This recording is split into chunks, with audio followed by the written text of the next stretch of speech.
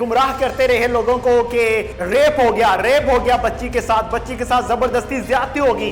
نکاح تھا اور 375 جس نے بھی ڈالی تھی وہ بہت ہی نااہل انسان ہے, اور میں تو چاہتا ہوں کہ عدالت اس پہ بھی ایکشن لے.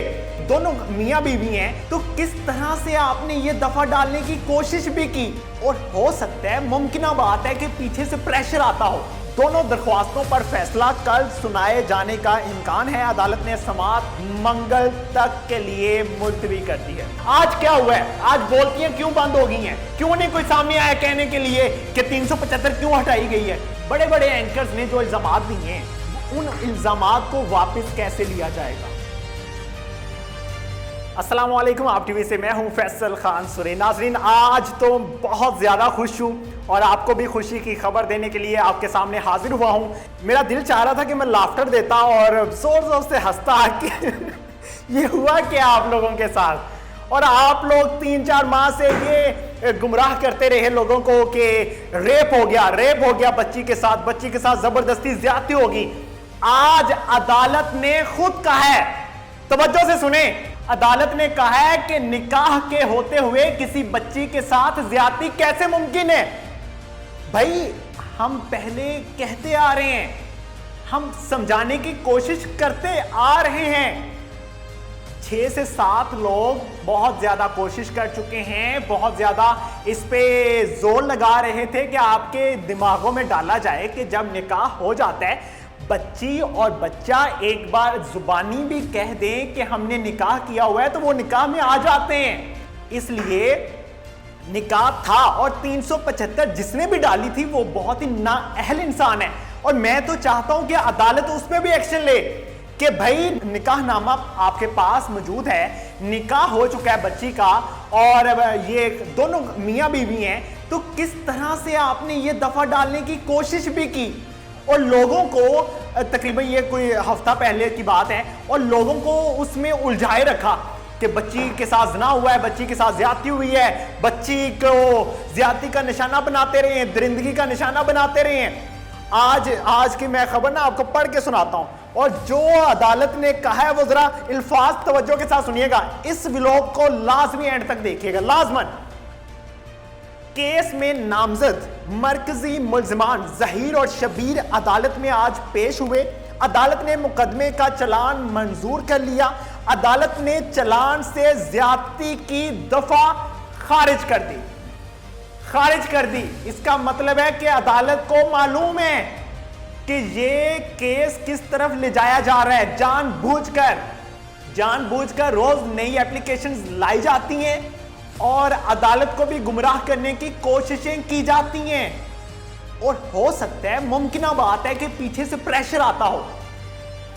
زیادتی کی دفعہ نکاح کے ہوتے ہوئے کیسے شامل کی جا سکتی ہے, یہ عدالت نے کہا ہے. آج عدالت نے میڈیکل سے متعلق سماعت کچھ دیر کے لیے ملتوی کی, اور پھر بعد میں ملزمان کی ضمانت اور میڈیکل کے معائنے سے متعلق درخواست پر سماعت مکمل ہوئی, اور عدالت نے فریقین کے دلائل مکمل ہونے کے بعد فیصلہ محفوظ کر لیا.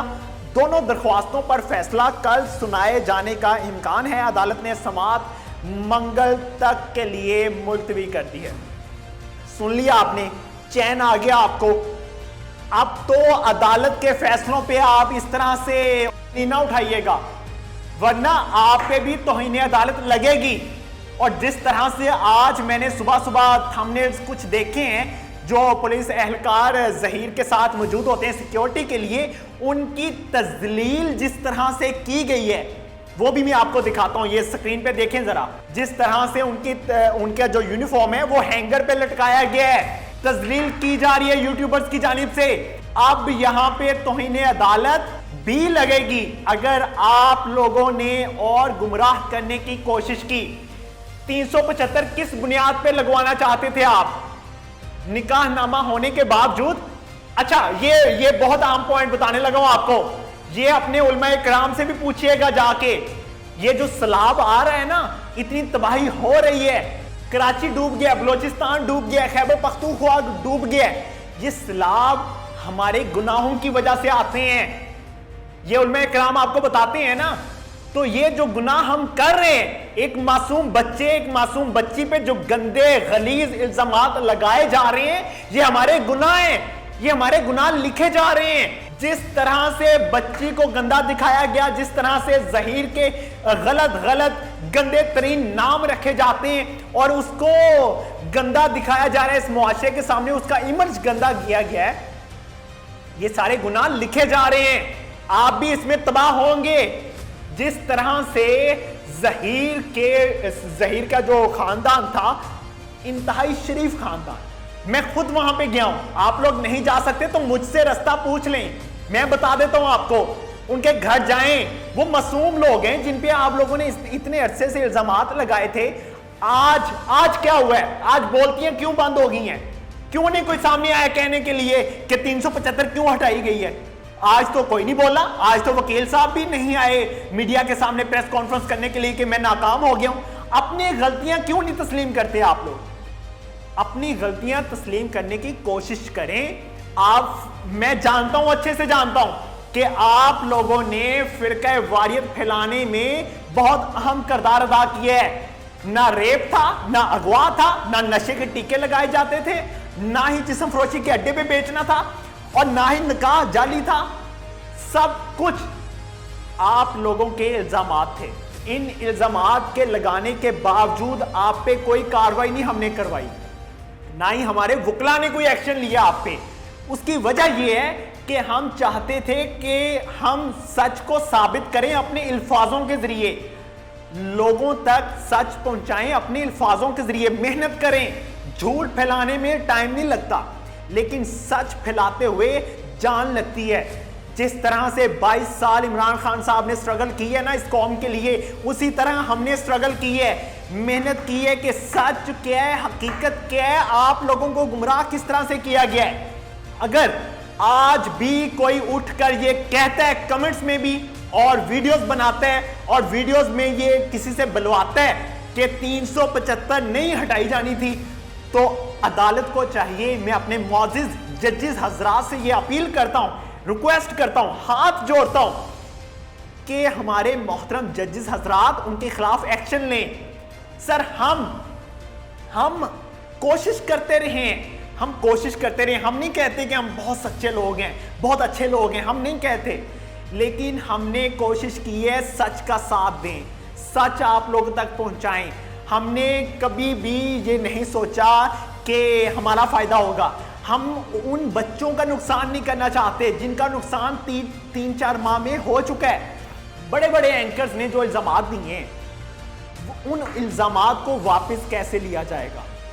آپ لوگ ہر پوائنٹ پہ، ہر جگہ پہ غلط ثابت ہو رہے ہیں، گندے تھمبنیل آپ بناتے ہیں، جھوٹے الزامات آپ لوگ لگوا رہے ہیں، اور جس طرح سے میں ایک ولاگر کو سن رہا تھا، بہت پیارے ہیں، وہ بہت پیارے شخص ہیں، جس طرح سے ظہیر کا اور اس کی فیملی کا نازیبا انداز سے ذکر کیا جاتا ہے، ان کے منہ سے وہ الفاظ اچھے نہیں لگتے، جس طرح سے وہ کہتے ہیں کہ کیا تھا میرے خیال میں، وہ کہتے ہیں کہ وہ مالی ٹبر، کچھ اس طرح سے الفاظ استعمال کرتے ہیں، وہ مالی ٹبر، اس طرح کچھ شرم ہوتی ہے، کچھ حیا ہوتی ہے۔ آپ کو اگر تھوڑی سی بھی شرم نہیں ہے نا تو آپ ڈوب کے مر جائیں، سیلاب پہلے ہی آیا ہوا ہے۔ بہتر یہی ہوگا کہ آپ لوگ یہاں سے نکل جائیں، آپ لوگوں کی وجہ سے جہاں جہاں آپ لوگ رہتے ہیں وہ محلے والے بھی ڈوب جائیں گے، جتنے آپ لوگوں نے یہ گناہ کر لیے۔ معصوم لوگوں پہ تہمت لگانا بہت بڑا گناہ ہے۔ جس طرح سے یہ الزامات لگائے گئے تھے وہ سب جھوٹے ثابت ہو چکے ہیں۔ برائے مہربانی ایک محفل کا انعقاد کریں، اس محفل میں ہر شخص کے سامنے مائک کریں، ہر شخص اس خاندان سے معافی مانگے جس خاندان کو، جس شریف خاندان کو، جس یتیم بچے پہ گندے گندے الزامات، غلیظ الزامات اور تہمتیں لگائی گئی تھی۔ اللہ تعالیٰ تہمتیں لگانے والوں کو پسند نہیں کرتا۔ میرے نبی کے جو احکامات ہیں، اگر آپ ان پہ عمل کرنا چاہتے ہیں تو پھر نبی کو پڑھ بھی لیں، میرے نبی کی کوئی ایک کتاب سیرت نبی پڑھ لیں۔ اچھا مزے کی بات، کل ہماری ٹیم کے ایک ممبر اے ڈی ملک صاحب ایک لائیو سیشن میں تھے، اس لائیو سیشن میں خاتون جو خود کو کہتی ہے کہ میں کورٹ رپورٹر ہوں، تو میں نے نیچے کمنٹ بھی کیا تھا کہ اگر ایسے کورٹ رپورٹر ہے پاکستان میں تو بھائی ہمیں ڈوب کے مر جانا چاہیے، برائے مہربانی ہمیں نہیں چاہیے ایسے کورٹ رپورٹر، ہمیں صحافت ایسے لوگوں سے نہیں چاہیے۔ وہ خاتون کہتی ہے کہ عدالت نے ایک طرح سے نکاح کالعدم قرار دی ہے، آج ثابت کریں مجھے، آپ پہ اگر توہین عدالت نہ لگواؤں تو پھر کہنا۔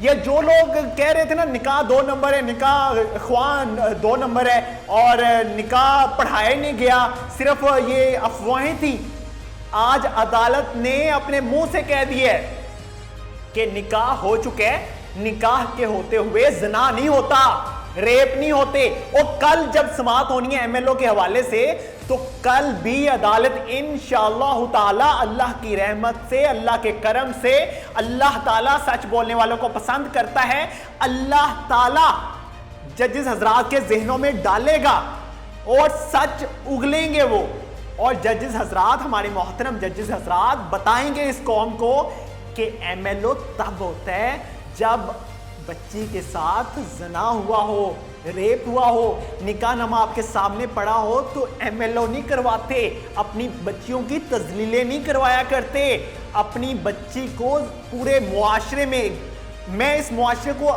تہذیب دار معاشرہ نہیں سمجھتا، یہ معاشرہ بہت گندا معاشرہ بن چکا ہے۔ اس گندے معاشرے میں جس طرح سے پری کی تذلیل کی گئی، جس طرح سے زہیر کی تذلیل کی گئی، وہ کبھی بھی اس معاشرے کو اچھا معاشرہ نہیں سمجھیں گے۔ جس طرح سے زہیر اور پری کو 3 سے 4 ماہ گندے طریقے سے ڈسکس کیا گیا، میری بیٹی یا میرا بیٹا ہوتا اور وہ اس طرح سے ضلالت کا نشانہ بن رہے ہوتے تو میں خودکشی کر لیتا اور کہتا کہ بس، میڈیا کو شٹ اپ کی کال دیتا اور کہتا میری بیٹی پہ کوئی الزام نہیں آنا چاہیے، میری بیٹی کے بارے میں ایک لفظ نہیں بولنا چاہیے۔ جن لوگوں نے سچ بولا، جن لوگوں نے حقیقت بتائی، آپ نے ان کی زبانیں بند کروائیں، اور جو لوگ آپ کی بیٹیوں کے غلط نام رکھ رہے ہیں، گندے گندے الزامات لگا رہے ہیں، آپ نے ان کو کہا کہ وہ بارش کی طرح برستے رہو اس قوم پہ۔ کچھ رحم کریں، میری بیٹی بھی ہوگی جس طرح سے آپ کی بیٹی ہے، اگر وہ بھاگ جاتی ہے، یہ جو کمنٹس میں کہتے ہیں نا اللہ کرے تمہاری بیٹی بھی ایسی ہو جو بھاگے، جو اس طرح کا قدم اٹھائے، خدا کی قسم میری بیٹی ایسی ہوتی تو میں خاموش بیٹھ جاتا اور نہ یہ کہتا کہ میڈیا جلدی آؤ میرے گھر آ کے بیٹھ جاؤ، رہائشاں میں دواں گا، فنڈ میں دواں گا۔ نہیں، میں بیٹی کی عزت کو محفوظ کرنے کے لیے میڈیا کا استعمال نہ کرتا، میں اللہ سے دعا کرتا کہ اے اللہ میری بیٹی کو ہدایت دے، میری بیٹی سے اگر یہ جرم ہو گیا ہے، یہ غلطی ہو گئی ہے تو اے اللہ میری بیٹی کو راہ راست پر تو لانا، میں نے اپنی بیٹی کو معاف کیا، تو بھی میری بیٹی کو معاف کر دینا۔ میں اللہ سے دعا کرتا، میں اپنے نبی کا صدقہ دیتا کہ میرے نبی کے صدقے یا اللہ تو ہم پہ اور ہماری بیٹیوں پہ رحم کر۔ یہ کون سی عزتیں محفوظ کی جا رہی تھی 3-4 ماہ بیٹی پہ؟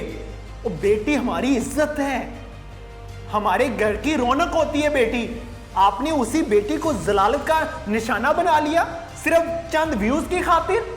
آج کے بعد اگر کوئی ایسے الزامات لگاتا ہے زہیر پہ تو اللہ کی لعنت ہو اس پہ۔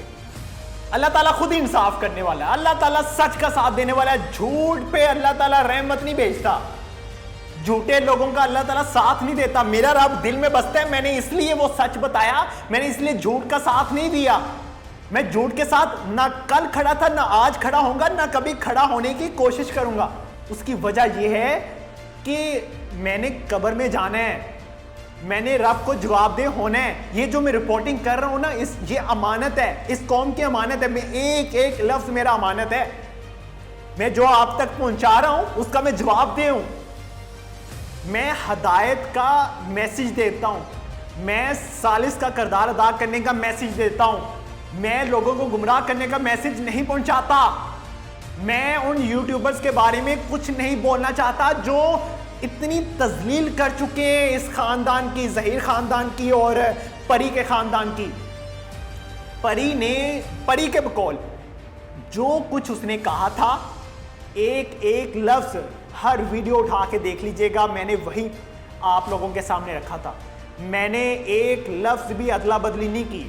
لیکن یہاں پہ تو جس خاتون نے سب سے پہلے انٹرویو کر لیا ہو, تو جب پتا ہو کہ بھئی اسی خاتون کا نام لیں گے تو ہمارے ویوز آئیں گے, اسی خاتون کے نام سے چینل بنا کے تو لائنیں لگا دیتے ہیں. میرے پہ ویڈیوز مسلسل بنائی جا رہی ہیں, میمز بنائی جا رہی ہیں, اور کچھ وہ گنجے سے حضرات ہیں, اللہ تعالیٰ ان کو عزت دے, اور ان حضرت نے میرے پہ ویڈیو بنائی کہ فیصل خان سوری غائب ہو گیا. تو ان حضرت سے میں اپیل کرتا ہوں کہ آپ ٹی وی کو سبسکرائب کر لیں, اور ایسا کریں کہ اسکرین شاٹ لے کے اس کا ایک فریم بنوا لیں, گھر میں لگا لیں, تاکہ آپ کو یقین دہانی رہے کہ آپ نے اس ویڈیو کو لازمی دیکھنا ہے, اس کے چینل کو لازمی وزٹ کرنا ہے. جن لوگوں تک ویڈیوز نہیں پہنچ پاتی وہ نوٹیفیکیشن کو آن کر لیں, بیل آئیکن پہ کلک کریں, نوٹیفیکیشن آپ کا آن ہو جائے گا. آپ کو لمحہ بلمحہ جیسے ہی میرا کوئی ولاگ آئے گا, کوئی نئی اپڈیٹس آئیں گی, وہ آپ تک پہنچیں گی. اسی کے ساتھ اجازت دیجیے. اللہ تعالیٰ ہم سب کا حامی و ناصر ہو. اللہ نگہبان.